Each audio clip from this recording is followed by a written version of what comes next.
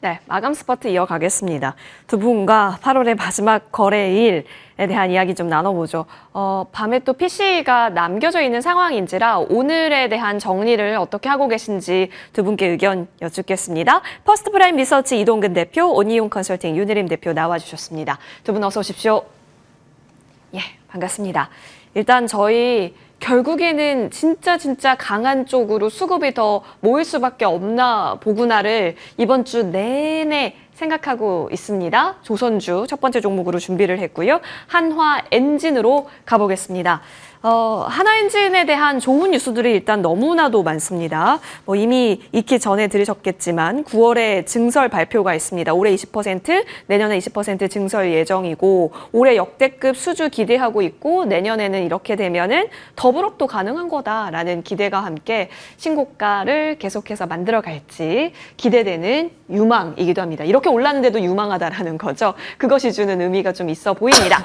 자, 이동근 대표님께 여쭐게요. 엔진은 정말 좋다라는 의견을 저희 누누이 얘기를 나눠봤습니다. 그리고 사실 어디서 짓든 누가 짓든 이 조선의 심장 엔진은 우리나라 K엔진이 잘한다라는 것을 알고 또 친환경 엔진 하면은 최근 들어서 오늘 생산 시작했다라는 뉴스가 있었습니다. 차세대 친환경 엔진에 대해서요. 이런 모멘텀까지 더해지니까 결국에는 이쪽으로 맥이 모일 수밖에 없는 건 알겠는데 주가 같이 본다라고 한다면 말도 안 나오네요. 너무 잘 가서 주가를 같이 본다고 한다면 이해가 되는 주가고 이해가 되는 시세라고 우리는 생각하면서 받아들여야 할까요?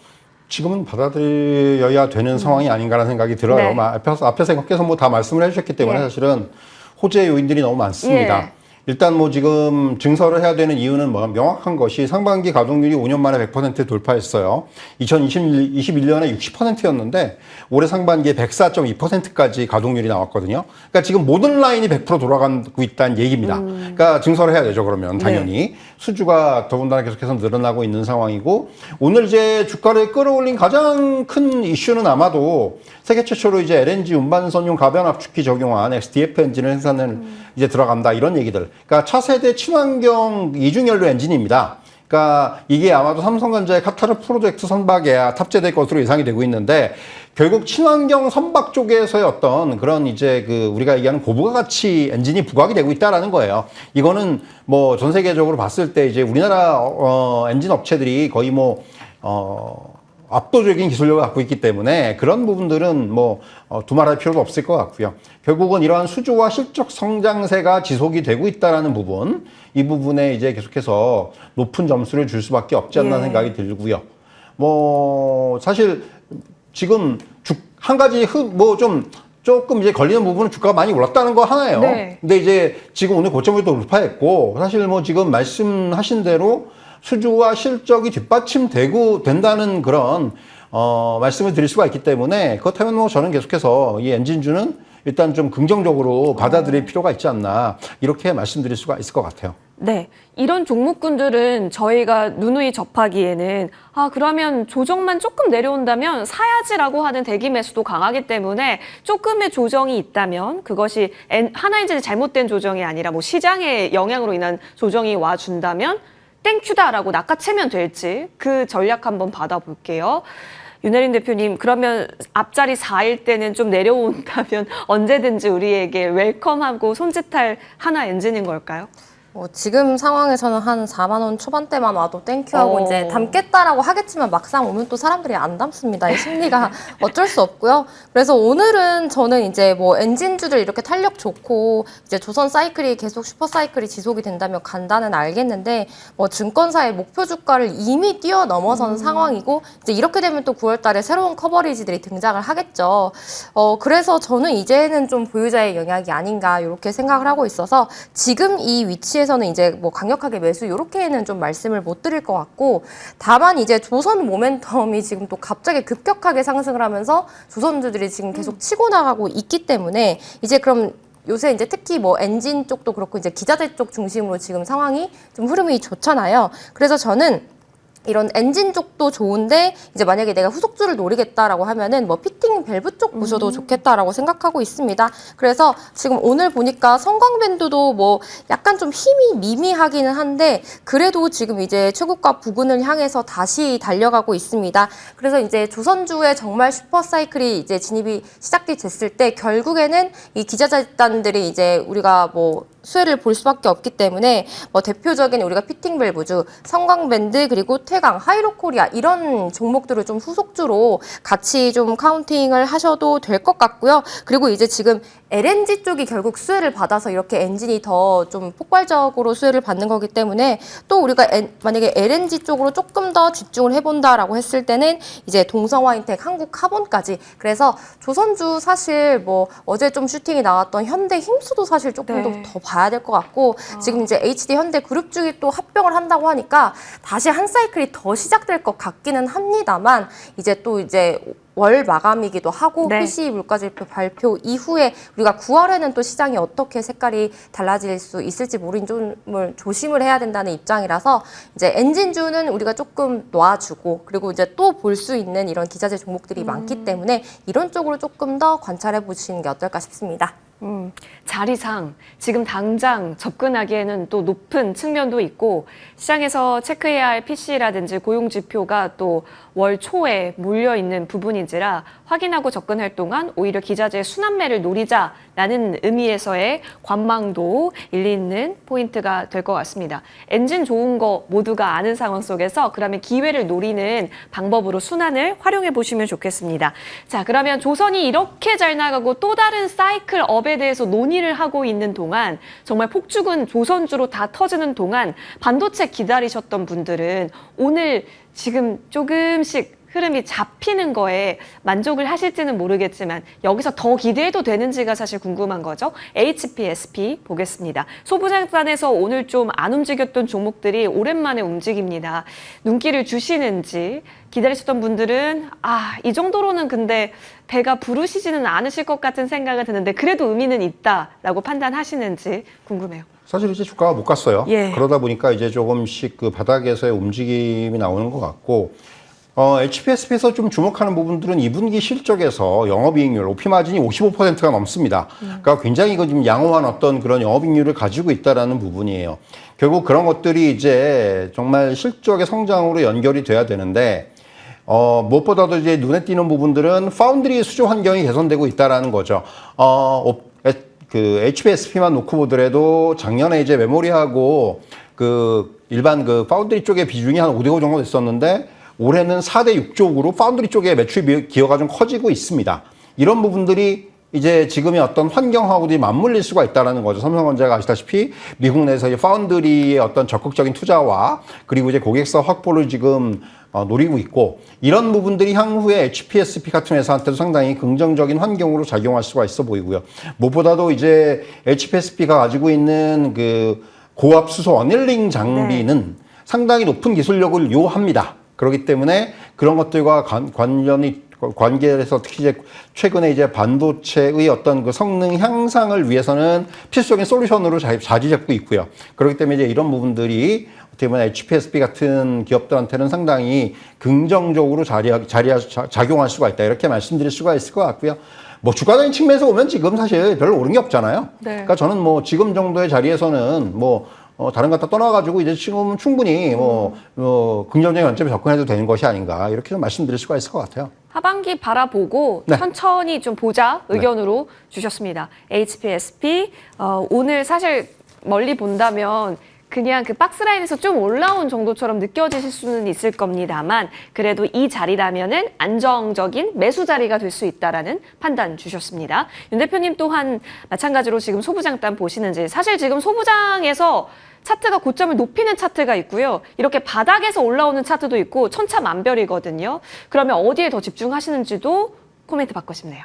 이제 성향상 계속 고점을 높여가면서 가는 종목들을 좋아하는데 그래도 오늘 HPSP 오랜만에 보니까 좋습니다. 방금 대표님께서 얘기해 주셨던 것처럼 2분기 영업이익률도 굉장히 좋았고 HPSP도 지금 이제 중국 신규 고객사에서 좀 실적이 잘 나오고 있어서 사실 뭐 이제 갈 때가 됐는데 반도체가 맨날 갈 때가 됐다라고 하면서 좀 잘 안 가는 경향이 있죠. 그래서 오늘 뭐 우리가 이야기를 나누고 있는 HPSP는 지금 그냥 가격적인 메리트가 있고 지금 조금 마음 편안하게 담아볼 수 있는 이 종목과 가격대와 위치다라고 생각해서 저는 좀 매수 의견을 드리고 싶고 이제 앵커님께서 말씀을 해주셨던 것처럼 HPSP는 약간 좀 이렇게 안전하게 가는 성향 그리고 제가 지난주에도 얘기를 했었던 것 같아요. 만약에 반도체 중에서 지금 계속해서 조금 이제 주가가 잘 가는 이런 좀 종목들을 보겠다라고 하시면은 이제 또 SNS텍도 지금 중국에서 EUV 블랭크 마스크의 매출이 계속 증가를 하고 있기 때문에 실적이 계속 상향이 되면서 좋은 주가 흐름 보여주고 있죠.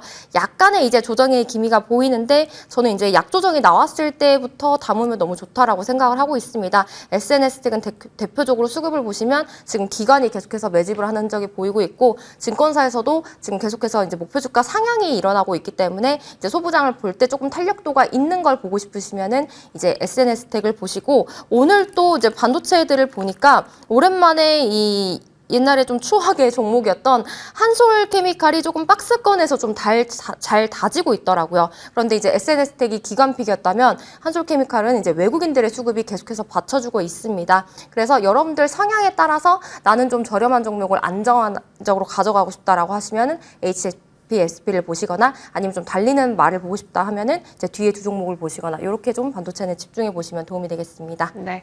달리는 쪽에 추세 관성을 이용할 것인가 아니면 안정적으로 매수 타점을 잡는 것이 더 중요한 것인가 우선순위화를 시켜보시고요. 그 관점에서 HPSP는 충분히 좋은 선택지가 될 수 있다는 두 분의 의견으로 정리를 하겠습니다. 자, 이어서 이쪽으로 넘어가 보죠. 제약바이오단에 대한 시계가 빨라지고 있으면 느낄 거예요. 근데 지금 PCE 기다리고 있고 또 고용 데이터 월 초에 미국에서 나오기 때문에 기다리는지 지금은 잠시 자리를 정돈하는 차트의 모습들이 나타납니다. 그 가운데 비만은 또 강하기도 했긴 했는데요.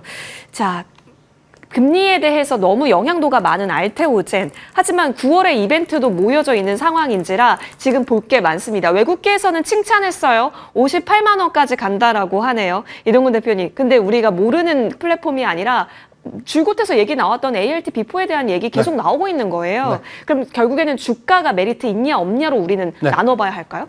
결국 그거죠. 이제 그 UBS의 리포트와 그 이후에 나왔던 맥쿼리 그리고 이제 오늘 CLSA까지 약간 그 어떻게 보면은 이제 보는 관점의 차이일 수도 있는 거고 또 이제 기술력에 대한 평가의 차이가 나타날 수도 있는 부분이고 결국 그런 것들이 좀 이제 이 주가의 어떤 목표가를 좀 가르는 그런 어떤 그 요인으로 작용을 한 것이 아닌가라는 생각이 들고요. 사실 뭐 저는 지금 최근 들어서 다른 것보다도 외국계 증권사들이 원래 이 알테오젠에 대한 커버리지가 없었는데 점점 늘어나고 있다는 게 굉장히 그거 자체가 의미 있는 것이 아닌가라는 생각이 들어요. 그러니까 이 알테오젠이 갖고 있는 플랫폼 기술력이라든가 이런 부분에 대해서 이제 어느 정도의 평가가 이루어지고 있다라는 부분에 저는 조금 이제 긍정적인 해석을 하고 싶고요. 사실 오늘 주가 아침에 좀 나왔던 뉴스는 그거죠. 지금 나오고 있습니다만은 코스피 이전과 관련된 얘기죠. 그러니까 코스피 이전 관련해서 이제 이재주주가 강하게 좀 요구를 하고 있고 이재주주뿐만이 아니라 그냥 일반 그 소액 주주들도 계속해서 요구가 있었거든요. 근데 또 한편으로는 저는 그런 생각이 들어요. 과연 코스피 이전 상장하는 것이 능사인가? 사실 뭐 다른 종목들도 그랬지만은 코스피 이전 상장하고 주가가 정말로 올랐습니까? 그거 아니거든요. 오히려 코스피 이전 상장하고 나서 주가는 빠진 종목이 더 많습니다. 그러니까 누가 그런 표현을 쓰더라고요. 제가 아침에 들었는데. 그러니까 지금 어쨌든 간에 코스닥에서는 알테오젠은 시총 탑을 다투는 업체예요. 근데 코스피로 넘어오면 시총 20위권 밖으로 밀려납니다.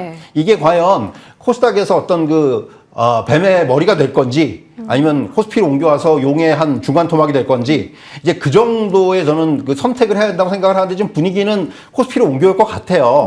근데 이제 이것은 정말 이걸로 인해서 주가가 오른다는 거는 저는 조금 약간 어불성설이라고 생각을 하고 저는 그거보다는 결국 이제 포인트는 지금 앞에서 말씀해 주신 알트 비포예요. 이게 이제 이게 이제 아마 내년 정도가 되면 상업 파기가 분명히 이제 다 될 건데 그런 부분들이 얼마나 지금 시장의 기대대로 이어질지 여부. 결국 지금 외국계 증권사들의 리포트의 모든 근거도 다 거기에 있기 때문에 그런 부분들이 향후의 어떤 주가에는 뭐 결국 가장 중요한 그런 어떤 모멘텀이 아닌가라는 생각이 듭니다. 뭐 지금 최근에 이제 주가 흐름을 보시면 조금 뭐 지지부진한데 뭐 지금 사실 이런 기대감들을 갖고 있고 그리고 지금 이제는 앞에서 말씀드린 대로 이 알테오젠에서 좀 긍정적인 의견들을 내는 그런 분석가들이라든가 또는 시장의 분위기라든가 그게 나타나고 있기 때문에 저는 지금 정도의 자리에서는 긍정적인 의견을 드릴 수 있을 것 같습니다. 그쵸. 원래 앞자리 5까지 봤었던 종목인데 지금 40만 원 초반 구간이기는 합니다. 그리고 물론 금리에 대해서 불확실성이 있지만 어쨌든 가는 방향에 좀 생각을 맞춰보면 외사에서도 집중하고 있다라는 분위기도 초점을 좀 맞춰주셨거든요. 지금 구간 충분히 매수 가능하다 의견 들어봤습니다. 윤 대표님이라면 그렇다면 오늘부터 슬슬 진입각을 세우는 입장이신지 아니면 좀 확인할 거 확인하고 9월 초경까지는 좀 지켜보자 입장이신지 타이밍을 고민한다면 힌트 있을까요?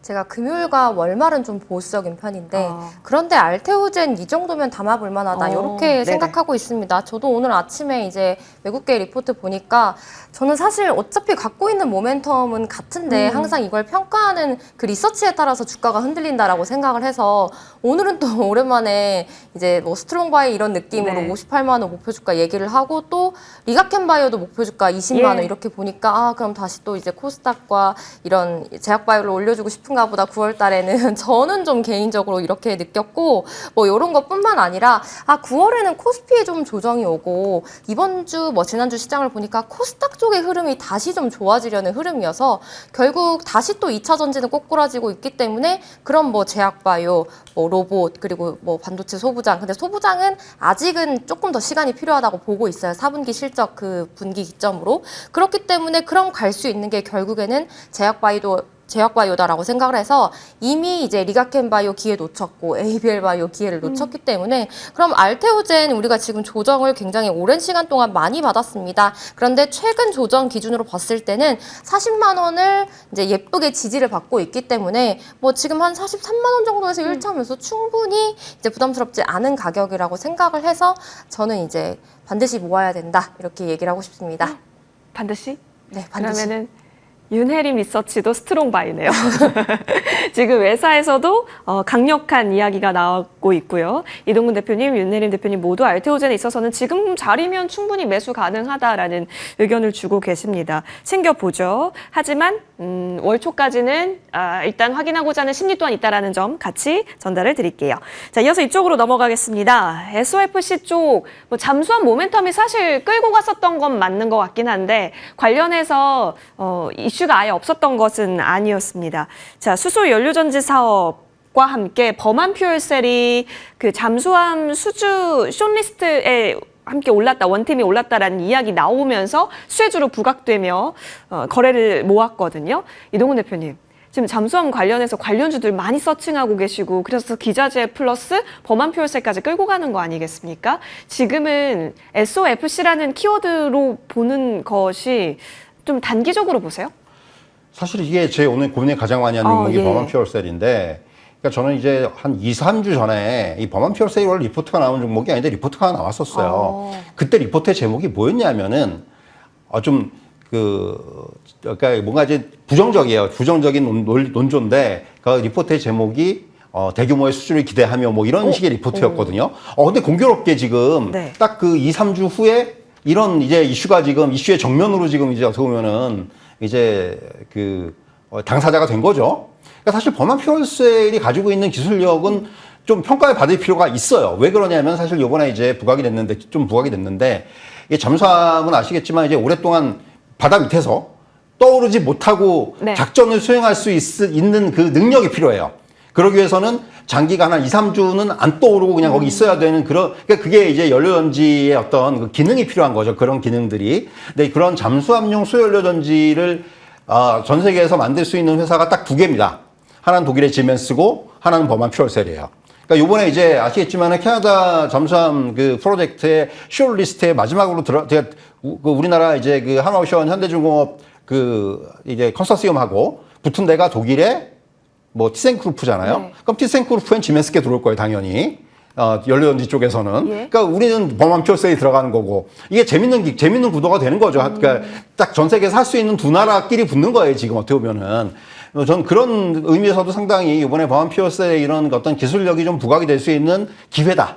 이런 말씀을 드릴 수가 있겠고요. 그러니까 이번 그 잠수함 수주와 관련해서 이제 범한 퓨어셀이 이런 것까지 하는구나라는 거를 사실 뭐 지금 이런 SOFC, 그러니까 연료용 고체전지 또는 수소연료전지 관련해서는 하고 있는 회사들이 있잖아요. 두산 퓨어셀, 뭐 S 퓨어셀이 있는데 좀 각자 분야가 다 다릅니다. 아시겠지만은. 근데 이제 범한 퓨어셀은 이런 좀 약간 특수한 쪽에 선박용이라든가 이런 쪽에 상당히 기술력을 갖고 있기 때문에 그 부분이 상당히 향후에는 부각이 될 거고요. 잠수함뿐만이 아니라 선박용이라든가 이런 쪽에서의 어떤 더군다나 최근에 어떤 친환경 선박들의 어떤 이런 기조적인 측면에 봐서 엔진과 더불어서 향후에는 어떤 이런 그 에너지원 같은 경우도 조금은 이제 이런 쪽으로의 이제 그 수주라든가 이런 것들이 이루어질 수가 있거든요. 그런 부분까지 감안한다면은 저는 뭐 범한 퓨어셀 충분히 이거는 뭐 단순히 단기로 그러니까 뭘 지금 주가의 흐름이 조금 약간 어지러워요. 전 저게 마음에 안 드는데 상당히. 그러니까 주가의 흐름이 좋게 나오면 안 되는데 약간 좀 이제 최근에 그 워낙 이게 재료가 파괴력이 있다 보니까 이거에 대해서 이제 좀 주가의 반응이 좋게 나타나는 건데 어쨌든 간에 저런 그 어떤 차트의 흐름보다도 저는 이 가지고 있는 기술력이 부각된다는 측면에서 주가가 단기에 좀 급등과 조금 약간 변동성을 갖고 오고 있지만은 그럼에도 불구하고 저는 지금이면 오히려 이제는 매수의 관점으로 봐야 되는 것이 아닌가라는 오늘 좀 의견을 드리고 싶어요. 이거는 제가 좀 욕을 먹을 수도 있는데 어쨌든 간에 저는 매수 의견을 드리는 게 맞다고 생각을 합니다. 그러면 두산 퓨어셀, S 퓨어셀보다는 범한 퓨어셀이 갖고 있는 모멘텀에 집중하시는 거예요? 왜냐하면 지금 이번 이 모멘텀이 이제 부각이 된 거지 않습니까? 어쨌든 간에. 그리고 지금 뭐 결과는 나와야 되겠지만은 지금 어떤 뭐 언론의 보도라든가 외신의 보도들도 보면은 그러니까 우리나라 컨소시엄이 약간 유리한 게 아니냐는 얘기들이 나오고 있어요. 너무 이건 약간 기대감이 너무 강한 걸 수도 있겠지만은 왜냐하면 지금 캐나다 정부에서 요구하는 것들은 납기에 맞춰서 이거 되게 중요하거든요. 우리 잘하잖아요. 신속 정확. 이거에 한마디로 얘기해서 캐나다 정부에서 하는 게 우리가 잘하는 거기 때문에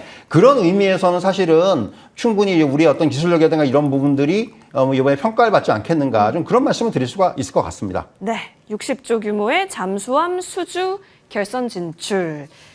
기다리겠지만 범한 퓨어셀 관련해서는 물론 주가 변동이 널뛰기를 보이고 있으나 관련한 기대감은 괜찮다. 여기 한번 붙어볼만 하다라는 사이즈로 언급 주셨습니다. 윤 대표님 의견 궁금합니다. 워낙 독보적이니까 수소연료전지 하면 범한 퓨어셀 1번으로 떠오르는 종목이고 관련해서는 무조건 리스트업을 하고 지금 바라보실 거라서 변동도 근데 높다라는 게 기술적으로 어떤 판단 주실지도 궁금하네요. 그 어지럽다고 하셨는데 네. 저도 이러한 어지러움을 굉장히 싫어합니다. 지금 보시면은 거래량이 근데 너무 심상치 않아요. 이렇게 하면서 항상 근데 이제 이렇게 윗꼬리를 죽는 종목들은 결국 이제 그날의 개미 투자자들이 약간 꼬시는 이런 종목이라서 저도 개인적으로는 좋아하지는 않는데 그런데 이 거래량과 거래 대금이 단순 테마는 아닐 것 같다라는 생각에 저도 오늘 고민을 많이 하다가 네. 매수의 의견이었습니다. 그래서 변동성이 있을 거기 때문에 우리가 조금 테마가 부각이 될 때 철저한 트레이딩 관점으로 좀 접근을 해본다면 충분히 단순히 끝날 테마는 아니라고 생각을 해서 저도 오늘은 매수 의견 드리도록 하겠습니다. 거래량을 보면 무언가 막강한 힘이 느껴진다라는 기술적 분석과 함께 이 정도의 힘이라면 충분히 매수 또한 접근 가능하겠다. 두 분 의견 공통입니다. 범한 퓨어셀 정리하겠습니다. 자, 이어서 이쪽으로 넘어가 보겠습니다. 방산이고요. 현대로템 볼게요. 최근에 방산주가 조용해지나 했지만 수급이 들어오고 있어요. 그래서 이건 지금 어떤 구간으로 바라볼지 우크라이나, 러시아 이쪽에 대한 얘기도 잠시 좀 미뤄진 상황 속에서 이 틈을 방산주가 다시 수급적 탄탄함과 함께 움직입니다. 지금 조방원 가운데 방산을 가장 후단으로 우리가 논의했었거든요. 다시 좀 수면 위로 올라오는 건 어떤 의미라고 보세요, 대표님? 저는 이제 하반기의 방산주들은 상당히 좀 종목별로 차별화가 될 수 있다는 생각이 들어요. 일단 지금 뭐 종목별로 약간의 고평가 논란도 있었고 그리고 이제 어쨌든 간에 수주라든가 실적에서의 어떤 차이가 좀 나타나는 그런 어떤 시간이라고 생각을 하기 때문에 지금부터는 이제 방산주 전체를 놓고 보기보다는 이제 종목별로 좀 접근해야 되는 상황이 아닌가라는 생각이 들고요. 근데 이제 현대로템 같은 경우는 저는 그 중에서는 긍정적이라고 생각이 들어요. 일단 요번에 뭐 이제 폴란드와 9조 원 규모의 그 K2 전차에 2차 계약을 했지 않습니까? 예. 이제 폴란드를 이제 어떻게 보면은 근간으로 해서 유럽 지역에서의 어떤 이제 그 구두보를 확보했다 이런 말씀 드릴 수가 있겠고 유럽 지역에서의 어떤 이런 그 이제 시장 확대 전략 이런 것들이 향후에는 상당히 가속화가 될 것이라는 말씀 드릴 수가 있겠고 유럽뿐만이 아니라 지금 그 가장 지금 어떻게 보면 공들이는 시장 중에 하나는 중동 시장이죠. 그러니까 중동 시장에서의 그러니까 지형적으로 봤을 때 전차를 많이 쓰는 지역은 사막 지역이에요. 그래서 중동이 되게 중요한 지역이라는 겁니다. 사막. 네. 예. 그래서 이제 왜냐하면 이게 딱 산이 없잖아요. 그러니까 예. 전차가 다니기가 좋잖아요. 우리나라 지형은 전차가 다니기 쉽지가 않은 지형이에요, 사실. 그래서 우리나라가 전차를 잘 만들 수밖에 없는 게 우리나라는 산악계 험준한 지형이 많기 때문에 여기 이런 데도 적용을 할 수 있는 전차를 만들다 보니까 우리나라의 전차 기술력이 높아진 거거든요. 네네. 그러니까 그렇기 때문에 이런 그 사막 지역이라든가 이런 쪽은 전차의 기동이 상당히 그러니까 옛날에 중동전 같은 경우 보면 전이 상당히 이게 많은 비중을 차지해요. 그래서 이게 중동 시장이 만약에 확대가 된다라면은 또 하나의 기회가 될 수가 있다라는 거고요. 그래서 사실은 현대로템이 그런 점에 있어서는 상당히 향후에 가지고 있는 어떤 그런 잠재력이라든가 이런 측면도 저는 좀 인정을 해야 된다고 생각을 하고, 뭐 최근에 이제 조정이 좀 나오다가 다시금 좀 이제 조금씩 또 이제 회복이 되고 있는 추세잖아요. 그러니까 조정이 나오더라도 크게 조정이 안 나오고 있다라는 부분이 이제 고무적이에요. 그러니까 방산주 안에서 상대적으로 조정의 폭이 굉장히 경미하다 내지는 굉장히 양호한 조정을 받고 있다. 이런 점에서는 긍정적이라고 보여지고, 그래서 사실은 뭐 현대로템은 저는 뭐 충분히 장기적으로 봤을 때 이런 앞에서 말씀드린 내용들을 종합적으로 봤을 때 긍정적으로 좀 볼 수 있지 않나 이렇게 말씀드리겠습니다.